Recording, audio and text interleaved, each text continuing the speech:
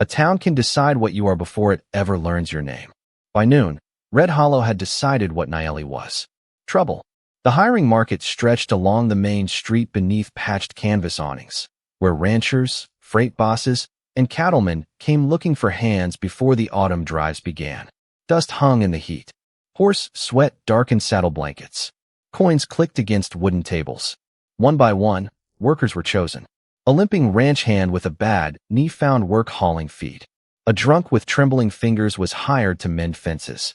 A boy barely old enough to shave was taken by a wagon crew heading north. Nayeli remained. She stood at the far end of the platform with a worn canvas bundle beside her boots. Apache, young, silent, and beneath a faded black veil, almost completely faceless. Men looked once, then looked away. One rancher whispered something to his partner. The partner laughed. Another man offered $2 more for the drunk rather than take the woman standing beside him. Nayeli heard. She did not move. Silas Mercer watched from beneath the awning of the land office. His cream vest was too clean for Red Hollow. His boots were polished. His smile was not. He owned 3 warehouses, several grazing claims, and enough unpaid notes to make half the town careful around him. When his eyes settled on Nayeli, something changed. Only for a second. Recognition. Then irritation covered it. He crossed the street. Hiring's finished. Nayeli looked at him through the veil. No one wants you. Her voice came quietly. I noticed. A few men nearby laughed. Mercer did not. He leaned closer. Apache camp is east. Nayeli's eyes hardened. I am not looking for a camp. That answer made Mercer uneasy. Before he could reply, hoofbeats sounded from the western road. Ethan Cole rode into town beneath a layer of trail dust. 34 years old, lean from work, sunburned at the neck. He came for lamp oil, salt, and coffee. Nothing more. He tied his horse beside the general store and nearly walked past the platform. Then he noticed Nayeli. Not the veil. Her hands. The fingers were cracked and raw. One knuckle carried dried blood. Hands that had worked. Hands that had traveled. Mercer saw Ethan looking. Cole. Ethan stopped. Leave that one. That was the first thing that truly caught his attention. Ethan glanced toward Nayeli. Why? Mercer smiled. She's trouble. Usually trouble costs more. No one laughed this time. Mercer's jaw tightened. Ethan stepped toward the platform. Nayeli watched him carefully. No pleading. No gratitude. Something closer to warning. You looking for work? Ethan asked. She nodded once. Fence. Horses. Cooking if you can. I can work. That wasn't what I asked. For the first time, something almost human softened her eyes. Ethan placed $3 silver on the hiring table. I'll take her. Mercer moved quickly. Too quickly. I'll pay Jackson $5 if he takes the Miller boy instead. The market went quiet. Ethan looked at Mercer. Then at Nayeli. A man willing to spend money to keep someone unwanted usually wanted something hidden. Ethan picked up Nayeli's canvas bundle. She rides with me. Nayeli stepped backward. Her hand rose to the veil. Fear entered her eyes. Not fear of Mercer. Fear of Ethan taking her away. And as Ethan watched her, he understood one thing. The whole town was afraid of what might be beneath that veil. But Nayeli was afraid of someone seeing it. The road out of Red Hollow was quiet enough to make a man suspicious. Ethan drove the wagon east with one hand on the reins and the other resting loose against his thigh. Nayeli sat beside him. Not close. Not far. The black veil moved softly whenever the wind crossed the road. For the first mile, neither spoke. Then Ethan noticed she was not watching the horizon. She was watching fences, survey stones, creek crossings. Every time they passed a boundary marker, her eyes lingered. You know this land? He asked. No, the answer came too fast. Ethan looked at her. She kept her eyes forward. By late afternoon, they reached his ranch. It was small. A weathered cabin. A barn leaning slightly south. 2 corrals. Enough land to survive if the weather behaved, which it rarely did. Ethan climbed down. Water's behind the barn. Nayeli stepped from the wagon. Room beside the pantry is yours. She looked toward the cabin. Door locks. From inside. That made her pause. Only a second. But Ethan saw it. He carried the supplies in. When he came back, Nayeli was standing near the fence, studying one of the old property posts. Not the wood. The mark burned into it. A faded survey symbol. You said you didn't know this land. I don't. You recognize that. She looked at him. Marks are marks. Ethan let it go. For now. Dinner was beans, salt pork, and coffee strong enough to peel paint. Nayeli ate slowly beneath the veil. Ethan did not ask her to remove it. That seemed to confuse her. Most people, he guessed, would have asked within minutes. He preferred questions that mattered. After the meal, he opened his account ledger at the kitchen table. Feed, cattle, freight, taxes. Nayeli's eyes moved across the page. Not casually. Precisely. Ethan noticed. You read? Yes. Numbers 2. Yes. You sound disappointed. I'm not. He turned the ledger slightly toward her. Then tell me why the land office charged me twice for the north parcel. Nayeli looked down. Her finger traced the entry. Stopped. Then moved to the seal stamped beside it. Her body went still. Ethan saw the change immediately. You know that mark. She did not answer. The seal was circular, pressed in dark red ink. Red Hollow Land Office. Nayeli leaned closer. Her voice dropped. They changed it. Ethan frowned. Changed what? The seal. When? She stared at the page. After the river fire. Ethan stopped breathing for a moment. Nobody called it that. Not anymore. The fire had happened 20 years ago. Most people in Red Hollow called it the North Settlement Raid. Ethan's father had called it something else. Only once. River fire. Ethan closed the ledger. Slowly.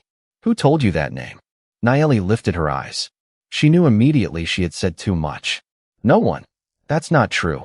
Silence. The room felt smaller. Nayeli reached beneath her shawl and touched the turquoise pendant hanging at her chest. A habit. A warning. Or both.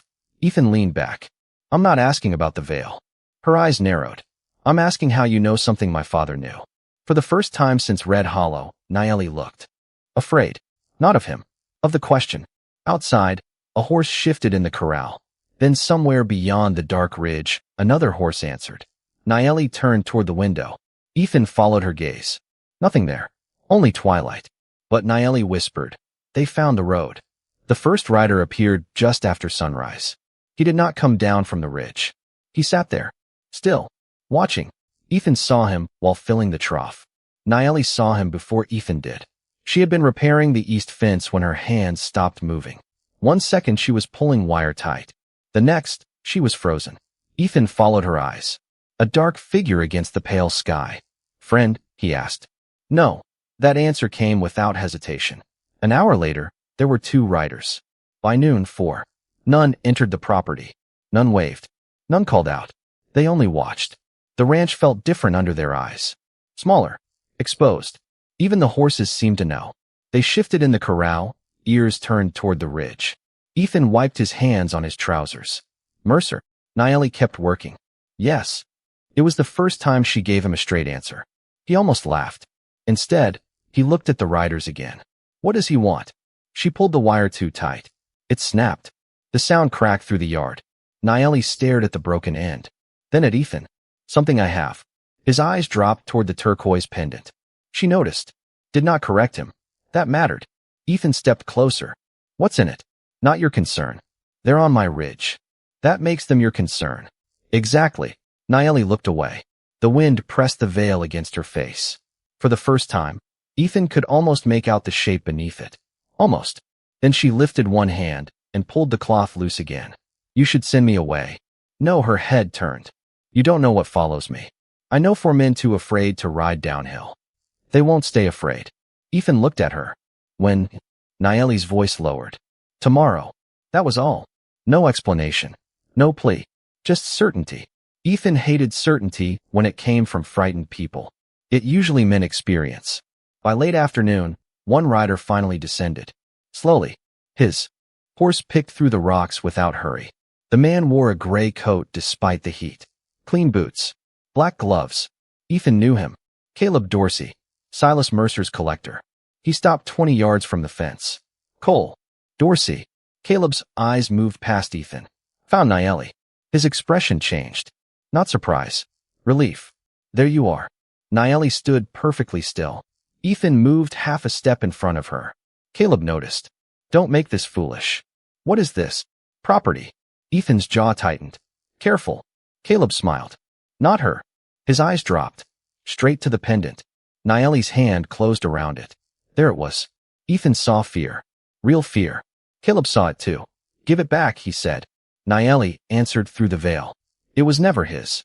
Caleb's smile disappeared. Ethan looked between them. What's inside? Neither answered. That told him enough. Caleb turned his horse. Before riding away, he looked at Ethan. Tomorrow morning. Then at Nayeli. Bring what you're carrying. He rode back toward the ridge.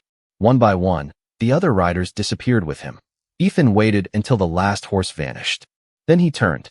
Nayeli was still holding the pendant so tightly her knuckles had gone pale. So that's what they want. She looked at him. For a moment, Ethan thought she would tell him. Instead, she said, that's what I need them to believe. By the time Ethan and Nayeli rode back into Red Hollow, the story had arrived before them. Stories usually did. They traveled faster than horses and needed less truth. The market was crowded despite the heat. Men stood beneath awnings with arms folded. Women lingered near the general store. Children had been called inside, though more than one face watched through dusty windows. Ethan felt the silence settle as soon as Nayeli climbed down from the wagon. Her black veil moved in the wind. No one greeted them. Then Horace Pike stepped forward. He was a narrow man with a trader's smile and a scar running from his ear to his jaw. Ethan knew him. Everyone did.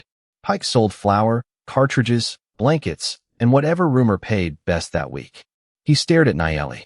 Long, too long. Say something. Nayeli did not move. Pike came closer. I said speak. Ethan stepped between them. She doesn't owe you anything. Pike ignored him. His eyes remained fixed on the veil. Then Nayeli spoke. You already know what you want to hear. Pike froze. The color left his face. That voice. He knew it. My God.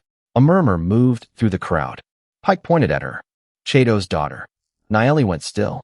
Mercer watched from the land office porch. Quiet. Interested. Ethan turned toward her. Chado. She looked at him. My father. The crowd changed instantly. A man near the hitching rail cursed. Another spat into the dirt. Pike raised his voice. Chado Gray Wolf. Apache raider. Burned ranches north of the river. Took livestock.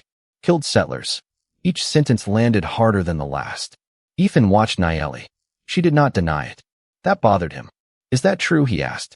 Her eyes held his. My father was called Chado. That isn't what I asked. No, the word was quiet.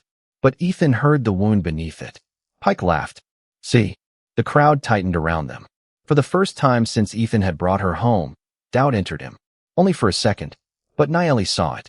That hurt more than anything Pike had said. She turned toward Ethan. If my father was guilty, her voice lowered. Does that make me guilty too? Ethan opened his mouth. Nothing came. Because the answer should have been simple. Yet Red Hollow had spent 20 years making it complicated. Pike stepped closer. Ask her where she was during the North Settlement raid. Nayeli's hand rose slowly toward the veil. Mercer suddenly came off the porch. Enough. Too sharp. Too quick. Ethan noticed. So did Sheriff Amos Reed. The old sheriff had been standing near the courthouse, watching without speaking. A gust of wind swept through the street. It caught the lower edge of Nayeli's veil. For one brief second, the cloth lifted. Just enough. A pale scar showed along her left temple. Reed dropped the papers in his hand. They scattered across the dirt. His face went white. Nayeli turned toward him. The sheriff took one slow step forward. Then another. Mercer's expression hardened. Reed. The old man ignored him. His eyes never left the scar. Nayeli. The market fell silent. Her fingers tightened around the veil. Reed looked as though 20 years had suddenly returned to stand in front of him. Then he whispered, You were supposed to be dead. And for the first time, Silas Mercer looked afraid. Some truths do not arrive gently. They tear. Sheriff Amos Reed stood in the middle of Red Hollow with dust gathering around his boots and 20 years of fear showing plainly on his face. Nayeli, he said again. Her eyes locked on his. No one else moved. Not Pike. Not Ethan. Not even Mercer. Then Caleb Dorsey stepped out from beside the land office. He had come down from the ridge after all. Gray coat. Black gloves. Same calm expression. But his eyes were fixed on one thing. The turquoise pendant. Enough of this, Mercer said. His voice had lost its smoothness. Take what she stole. Caleb moved. Fast. Ethan caught his shoulder before he reached Nayeli. Caleb drove an elbow backward. Ethan stumbled once, recovered, and grabbed his wrist. No gunfire. No shouting. Just boots scraping dirt and a crowd suddenly pulling away. Nayeli stepped back. Caleb broke free. His hand shot toward the pendant. She turned. His fingers missed the silver chain. They caught the veil. The cloth stretched, then tore. The sound was small, dry, sharp. The black veil slipped from Nayeli's face and fell into the dust between them. Everything stopped. Ethan forgot Caleb, forgot Mercer, forgot the market. He looked at Nayeli. For the first time, he saw her completely. The sun caught the bronze-brown skin of her face, the hard line of her jaw, the dark eyes that had watched every exit since the day he met her, and the scar, a pale line along her left temple. Ethan knew that scar, not from Red Hollow, from a box beneath his father's bed. An old tintype, Samuel Cole kneeling beside a wounded Apache child near the river. The girl's face had been half covered in cloth, but one eye showed, and the scar, and around her neck, the same turquoise pendant. Ethan's stomach went cold. He looked at Nayeli again.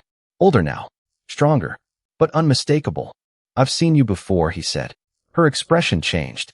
Something inside her broke open. Not weakness, memory. Mercer took one step backward. Sheriff Reed saw it. Ethan saw that too. Nayeli did not look at Mercer. She looked only at Ethan. "Your father saved me." The words barely carried, but everyone heard them. Ethan's jaw tightened. "From what?" Mercer spoke immediately. "Cole, don't listen." Ethan turned on him. "Be quiet." Mercer stopped. That silence said more than any confession. Nayeli bent and picked up the torn veil. Dust clung to one edge. For years, that cloth had hidden her face. Now it hung useless in her hands. Sheriff Reed stepped closer. "I thought Samuel got you out." "He did. You disappeared." "I had to."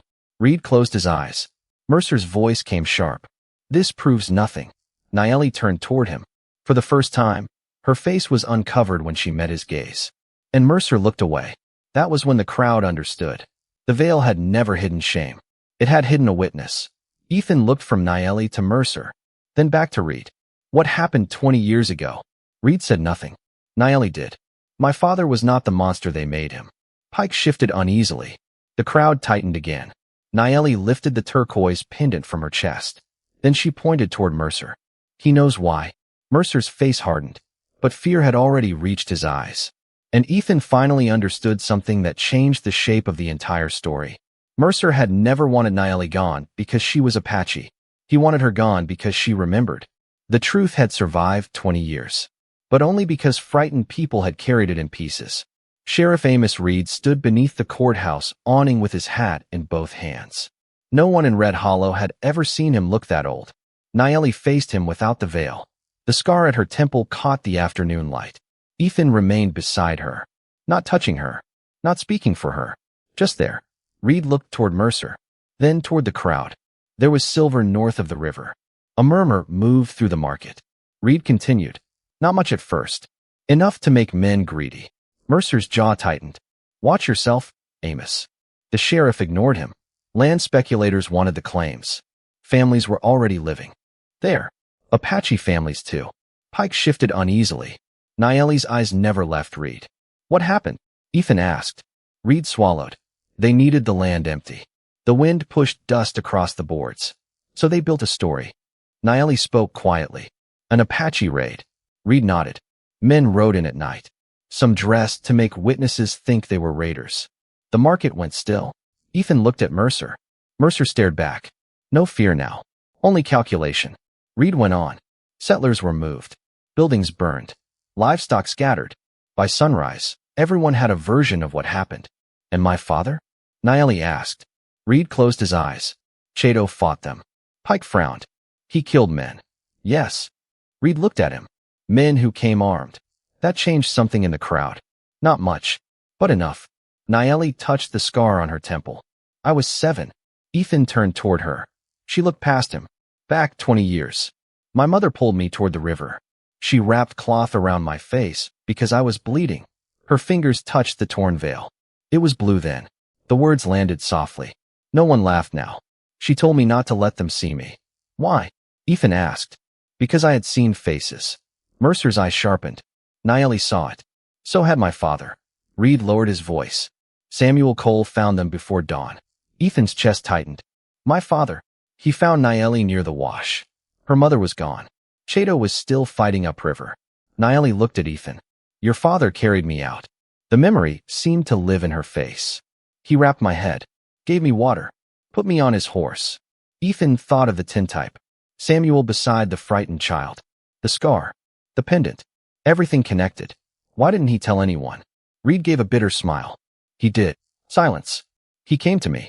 Mercer spoke. This is madness. Reed turned toward him. No, for the first time, the sheriff's voice hardened. It's memory. He looked back at Ethan. Samuel had copies of survey records, payments, transfers made before the fires. Ethan felt the air leave his lungs. Proof. Half of it. Nayeli reached beneath her shawl and held the turquoise pendant. My mother kept the other half. Laughed. Too quickly. Then show us. Nayeli did not move. Ethan looked at her. You came back for my father. Yes.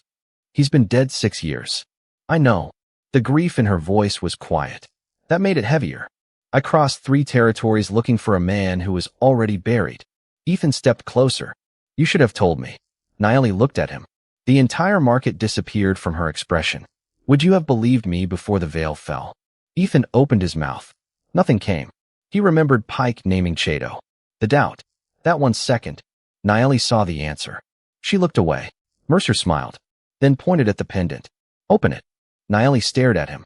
Mercer spread his hands. If the truth is inside, let Red Hollow see it. Slowly, Nayeli unclasped the silver pendant. Ethan watched. Reed watched. The entire market held its breath. She opened it. Nothing. Empty. And Silas Mercer smiled. Mercer smiled like a man who had just watched 20 years of fear collapse into dust. The open pendant rested in Nayeli's palm. Empty. No folded record. No names. No proof. A murmur passed through the market. Pike exhaled through his nose. One rancher shook his head. Mercer stepped closer. There. His voice returned to its old smoothness. Stories. Scars. Memory. He looked around at the crowd. And nothing else. Sheriff Reed lowered his eyes. Ethan did not. He was watching Nayeli. She was too calm. That was the first thing. The second was the way her fingers closed around the pendant without disappointment. Mercer saw it too. His smile weakened. You knew? Nayeli looked at him. Yes. The market went quiet again. Ethan frowned. Knew what? That it was empty. Mercer's face changed. Only slightly. But enough. The pendant had never held the record. It had held everyone's attention. Nayeli turned toward Ethan. Your father kept his half. Ethan felt something stir in memory. Samuel Cole had been a careful man.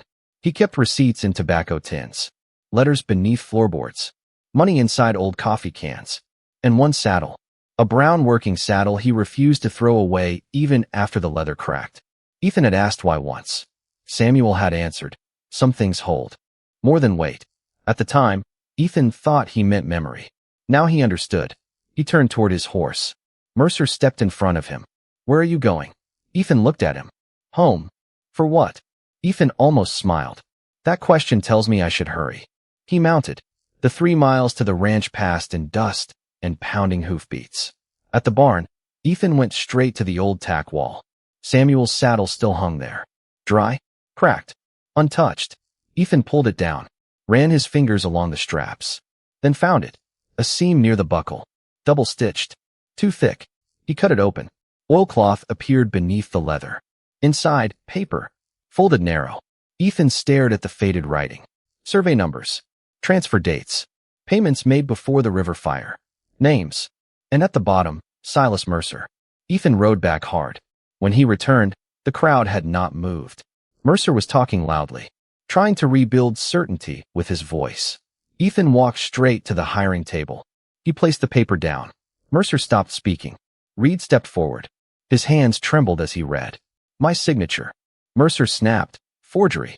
Reed looked up. No, Nayeli picked up the torn veil. Ethan watched her fingers move along the hem. There. Tiny stitches. Old. Careful. She tore them open. A second strip of paper slid into her palm. The market went still. Nayeli placed it beside Samuel's piece. The torn edges matched. Perfectly. One document. Split 20 years earlier. One half hidden in a cowboy's saddle. The other sewn into the cloth everyone mocked. Mercer stared at the joined record. His face emptied. Nayeli smoothed the veil beside it. My mother told me never to let them take this. Ethan looked at the black cloth, the scar, the paper, then at Mercer. The veil had never hidden the truth. It had carried it. Sheriff Reed lifted the completed record. 3 men near Mercer stepped away. Then 2 more. And before Reed even began to read the first name aloud, Silas Mercer understood what was happening. For the first time in 20 years, the town was no longer looking at Nayeli. It was looking at him. Justice did not come to Red Hollow on horseback. It came one name at a time. Sheriff Amos Reed unfolded the completed document on the hiring table. The same table where Nayeli had stood unwanted 2 days earlier. The same boards where men had laughed because they could not see her face. Now no one laughed. Reed cleared his throat. Parcel 12. North River Tract. A rancher near the feed store lifted his head. That's mine. Reed kept reading. Transferred 3 days after the fire. The rancher frowned. My father bought that land from Mercer. Mercer stepped forward. Your father bought it legally. Reed looked down. Payment record says otherwise. Silence. Mercer's face hardened. Old paper. Bad memory. Reed moved to the next line. Parcel 17. Another man shifted. My grazing field. Transferred before the raid was officially reported. That changed the crowd. Not loudly. Not yet.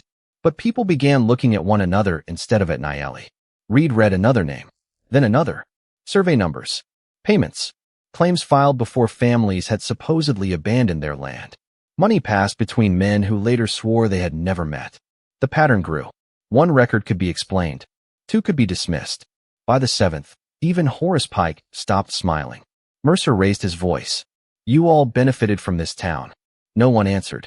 He turned toward Thomas Bell, a rancher with gray in his beard. Your south pasture exists because of me. Bell stared at him. My south pasture existed before you put your name on paper.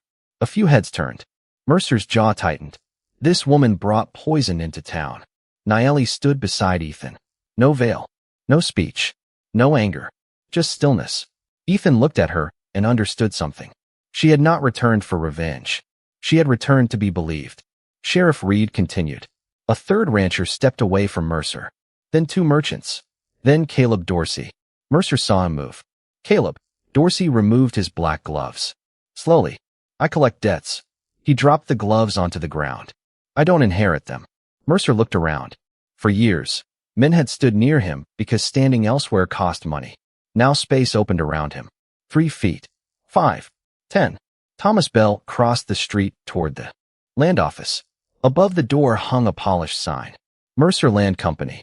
Bell reached up and pulled 1 nail loose. The wood tilted. Mercer's voice cracked. Leave that. Bell pulled the 2nd nail. The sign fell into his hands. No cheering. No applause. He placed it face down in the dirt. That silence did more damage than any gunshot could have. Mercer turned toward Reed. You going to arrest me over 20-year-old ink? Reed folded the document carefully. No, Mercer almost smiled. Then Reed added, I'm going to send copies to the territorial court. The smile died.